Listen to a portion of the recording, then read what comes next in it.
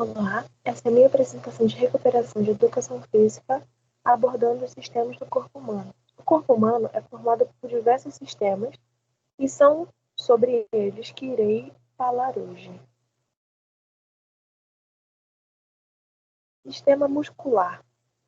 O sistema muscular é composto pelos músculos. Esse sistema garante a movimentação do nosso corpo e a contração dos órgãos. O sistema muscular é construído pelo conjunto de músculos presentes no organismo. Os músculos são formados por células especializadas em contração e relaxamento. Essas células formam diferentes tipos de tecidos e, de acordo com suas características morfológicas, permite-nos classificá-los, os músculos, em 3 tipos. Tipos de tecido muscular. Músculo estriado cardíaco, construído por células alongadas e ramificadas unidas por discos intercalares. Apresentam estrias transversais, contração rítmica e involuntária. Músculo estriado esquelético, construído por células longas, cilíndricas e multinucleadas, apresentam estrias transversais e a contração rápida e sujeita ao controle voluntário. Músculo liso, construído por células fusiformes, não apresentam estrias transversais. A contração é lenta e não está sujeita ao controle voluntário. Presente em diversas vísceras, como o tubo digestório e o útero. Digestivo, perdão. Os músculos podem ser classificados de diversas formas a saber. Quanto à forma, observa-se o formato do músculo. Exemplo, músculo do trapézio e músculo piramidal. Quanto à origem, observa-se o número de tendões dos quais ele se origina. Quando há mais de um, pode ser classificada como bíceps, tríceps e quadríceps. Modo de inserção. Observa-se o número de tendões a qual ele se insere. 2 tendões bicaudados, 3 ou mais policaudados. Quanto à ação, observa-se a ação principal resultante do processo de contração. Assim, entre as diversas classificações, podemos destacar o flexor, flexiona o membro, extensor, estende o membro, adutor, move o membro para perto da linha mediana do corpo e abdutor, move o membro para fora da linha mediana do corpo. Quanto à função, temos os músculos antagonista, o músculo principal na execução de um movimento, o antagonista, músculo que se opõe à ação do agonista, e sinergista, elimina nenhum movimento indesejado que possa ser realizado pelo agonista, auxiliando em suas ações. Sistema respiratório e pulmonar ou pulmonar. O sistema respiratório humano é composto pelos seguintes órgãos: cavidades nasais, boca, faringe, laringe, traqueia, brônquios, bronquíolos e alvéolos. Esses 3 tipos formam o conhecido como pulmão. As cavidades nasais são construídas por 2 cavidades separadas por um septo e se iniciam nas narinas e se estendem até a faringe. Essas estruturas são localizadas nas células sensoriais, que são responsáveis pela percepção de cheiro. Além disso, existem células epiteliais que revestem essas cavidades e são responsáveis por produzir muco, substância que umedece as vias respiratórias e garante que algumas partículas fiquem retidas e não entrem no sistema respiratório. Os pelos do nariz, juntamente com o muco, funcionam como um verdadeiro filtro. Após as cavidades nasais, encontramos a faringe, uma estrutura musculosa comum ao sistema digestório e respiratório. Logo após essa porção, observamos a laringe, uma região dilatada formada principalmente por cartilagem que liga a faringe e a traqueia. Essa região apresenta uma proeminência mais acentuada em homens, que forma o chamado pomo de Adão. A porção inicial da laringe, encontramos a epiglote, uma estrutura cartilaginosa que funciona como uma válvula no momento da alimentação, que impede que o alimento entre nas vias respiratórias. Esse órgão Também encontramos as cordas vocais, estruturas responsáveis pela nossa capacidade de comunicação através da fala. Logo após a laringe, encontramos a traqueia, um tubo que apresenta entre 9 e 12,5 centímetros de comprimento, localizado na altura da sexta vértebra cervical até a quinta torácica. Essa estrutura é formada por vários anéis de cartilagem que impede que ela se feche, permitindo a passagem constante de ar. A traqueia divide-se em dois tubos, chamados de brônquios, que penetram nos pulmões e ramificam-se em tubos mais finos, conhecidos como bronquíolos, e formam a chamada árvore respiratória. Nos bronquíolos não é mais encontrada cartilagem, sendo encontrada principalmente músculo não estriado. Na extremidade dos bronquíolos são encontradas pequenas bolinhas que formam os alvéolos pulmonares. Essa estrutura de paredes finas apresenta uma grande quantidade de vasos sanguíneos revestindo-os. E nesse caso, ocorre a troca gasosa, processo conhecido como hematose. Nesse processo, o oxigênio proveniente da respiração pulmonar difunde-se para o interior dos capilares, enquanto o gás carbônico dos capilares passa para o interior dos alvéolos. Os pulmões são dois órgãos esponjosos e estão situados no interior da caixa torácica e possuem a forma de cone. Apresentam coloração rosada quando a pessoa é jovem e coloração mais escura com a idade, em razão principalmente da poluição atmosférica e por contato com o cigarro, passivamente ou ativamente. O órgão encontra-se revestido por duas membranas denominadas pleuras, e entre elas há um líquido chamado interpleural. Esse órgão é formado por milhares de bronquíolos e alvéolos. Sistema digestório, composto pela boca, faringe, esôfago, estômago, intestino delgado, intestino grosso e glândulas associadas, tais como salivares, fígados e pâncreas. Esse sistema quebra os alimentos em partículas menores para que possam ser absorvidas pelo organismo. Na boca, que é rodeada pelos lábios, são encontrados os dentes e a língua. Os dentes estão relacionados à quebra do alimento em partículas menores em um processo chamado mastigação. Essas estruturas apresentam-se de várias formas diferentes: incisivos, craninos, premolares, molares, cada uma adaptada a uma função específica. É importante destacar caso um dente se apresente defeituoso, pode comprometer seriamente o processo da digestão por não conseguir uma mastigação completa. A língua também é uma estrutura encontrada na boca e possui relevância no processo da digestão, uma vez que o alimento triturado com a saliva empurra-o para trás para que ocorra a deglutição. Além disso, é importante a percepção de sabores. Ao ser deglutido, o bolo alimentar serve para a faringe, uma porção comum no sistema digestório e respiratório. A essa estrutura musculosa que permite que nos respiramos pela boca, logo após a faringe, encontramos o esôfago, um tubo longo de aproximadamente 25 centímetros que atravessa o diafragma e liga-se ao estômago. Essa estrutura está situada atrás da brânquia e antes da coluna vertebral, e sua porção final funciona como um esfíncter, que se abre apenas com a chegada da onda peristáltica. Depois do esôfago, temos o estômago, porção mais dilatada do tubo digestório. Esse órgão está localizado abaixo do diafragma e pode ser dividido em três partes básicas: o fundo, o corpo e porção pilórica. O fundo é a parte superior do estômago e está mais deslocado para a esquerda. O corpo, por sua vez, é a porção central do estômago.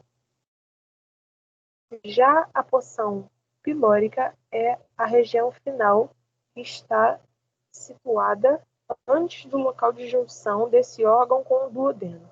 A abertura que liga o estômago e o esôfago recebe o nome de cárdia. enquanto a abertura que liga o estômago com o duodeno recebe o nome de piloro. O intestino delgado inicia-se após o esfíncter pilórico, que possui aproximadamente 6,5 metros. Pode ser dividido em 3 partes: o duodeno, o jejunum e o ilíano. Ilio. E nesse local que ocorre a maior absorção dos nutrientes, graças à especialização da mucosa, pregas circulares, vilosidades e microvilosidades. As pregas são dobras grandes e permanentes. Já as vilosidades são pequenas projeções digitiformes. E as microvilosidades, por sua vez, são projeções na superfície livre de células epiteliais. Ligado ao intestino delgado, temos o intestino grosso, uma estrutura de aproximadamente 1,5 metros de comprimento, que, diferente do intestino delgado, não apresenta vilosidades ou microvilosidades. Pode ser dividido como seco, cólon, reto e canal anal. No seco, uma estrutura em forma de bolsa alongada, encontra-se o apêndice vermiforme, uma estrutura considerada por muitos pesquisadores como um órgão vestigial nos humanos. Após o seco, tem ao cólon, que possui formato de U invertido e pode ser dividido em cólon ascendente, transversal, descendente e sigmoide. Por fim, temos o reto, que termina no ânus. Sistema esquelético, ou sistema ósseo, construído basicamente por ossos e cartilagem. A principal função desse sistema é garantir a movimentação e sustentação do nosso organismo, proteger os órgãos intactos e produzir células sanguíneas e atuar como depósito de cálcio. O sistema esquelético reúne um conjunto de ossos e estruturas formadas a partir de cartilagens, tendões, ligamentos, que permitem a movimentação do corpo, a sustentação, apoio para o músculo, proteção de órgãos vitais, além de servir como armazenamento de substâncias como cálcio e fósforo. No nosso corpo, 206 ossos são perfeitamente unidos através de articulações, formam o chamado esqueleto. Os ossos que compõem essa estrutura podem ser classificados de acordo com o formato. Em longos, são aqueles que apresentam um comprimento maior que a largura, por exemplo, o fêmur e a tíbia. Curto, são aqueles que apresentam comprimento, largura e espessura equivalentes, exemplo, carpo e tarsos. Planos, apresentam um comprimento e largura maior que a espessura, por exemplo, costela e escápula. Irregulares, como o próprio nome indica, apresentam formatos variados, exemplo, vértebras e ossículos na orelha. E sesamoides são pequenos e arredondados, além de estarem presentes nos tendões e ligamentos, exemplo, patela. O esqueleto humano pode ser dividido em duas grandes porções, esqueleto axial e o pendicular. O esqueleto axial é aquele que forma o eixo principal do corpo e é constituído pelo crânio, vértebras, costela e externo. Já o esqueleto apendicular é construído pelos membros, braços e pernas. Essas duas divisões são unidas por meio das chamadas cinturas pélvicas e escapular. A primeira é formada por ossos do quadril, enquanto a segunda é formada pela escápula e clavícula. No local onde os dois ossos estão em contato, dizemos que existe uma articulação. Nelas, pode ser possível ou não realizar movimento. As articulações chamadas de móveis são aquelas que permitem a movimentação. Por exemplo, podemos citar aquelas que encontramos nos ossos dos braços e nas pernas. Existem ainda as articulações imóveis, também chamadas como fixas. e não permitem a movimentação. Um exemplo desse tipo de articulação é observado nos ossos do crânio. Alguns autores sugerem que ainda a classificação de algumas articulações semimóveis, uma vez que permitem pequenos movimentos. As articulações da coluna, por exemplo, são um exemplo dessa ocorrência. Quando uma articulação é móvel, percebe-se nas extremidades dos ossos a presença de cartilagem. Essas cartilagens, aliadas ao chamado líquido sinovial, impedem o desgaste desses ossos. Consequentemente, permitem que deslizem uns sobre os outros sem maiores complicações. Curiosidade: quando se é criança, apresenta maior número de ossos quando adulto. Isso se deve ao fato de que muitos ossos se fundem durante o desenvolvimento da criança para se tornar um adulto. Sistema articular. Formado pelas articulações, esse sistema proporciona a união das peças do esqueleto humano. As articulações podem ser classificadas utilizando vários critérios. Uma dessas classificações utiliza como critério o material encontrado entre uma peça óssea e a separa as articulações em fibrosas, cartilaginosas e sinoviais. As fibrosas apresentam as peças que se articulam, tecido conjuntivo fibroso. Elas podem ser classificadas em suturais, sindesmoses e gonfoses. As suturais são articulações típicas do crânio. Logo após o nascimento, percebe-se uma grande quantidade de tecido conjuntivo fibroso entre os ossos do crânio. Com o desenvolvimento ocorre a calcificação desse tecido e essa articulação, portanto, imóvel. Sindesmoses. Essas articulações, a pouco movimento pode ser observada na articulação tibiofemorar inferior. Gonfoses. Essas articulações são apenas encontradas entre a raiz do dente e o alvéolo. Alguns autores não a consideram como articulações, uma vez que o dente não faz parte do esqueleto. As cartilaginosas. Nesse caso, o tecido encontrado entre as peças ósseas é o cartilaginoso, dividido em duas: sincondroses e sínfises. As sincondroses. Essas articulações as peças ósseas são unidas por uma cartilagem hialina e movimentos são limitados, como por exemplo, um exemplo desse tipo de articulação podemos citar aquela presente entre a primeira costela e o osso externo. As sínfises. Essas articulações encontramos a cartilagem fibrosa. A mobilidade dessa articulação também é reduzida. As sínfises podem ser observadas nos ossos dos quadris, os quais formam a síntese púbica. Os sinoviais. As articulações apresentadas como principais características a capacidade de movimentação. Nela é observada a cápsula que liga a extremidade dos ossos e delimita a cavidade articular que é cheia de líquido. Esse líquido é chamado de líquido sinovial e possui grande quantidade de ácido hialurônico, o que ajuda a lubrificar as superfícies das articulações. As articulações sinoviais são observadas entre a união dos ossos longos. A articulação do joelho é um exemplo desse tipo de articulação. Obrigada pela atenção.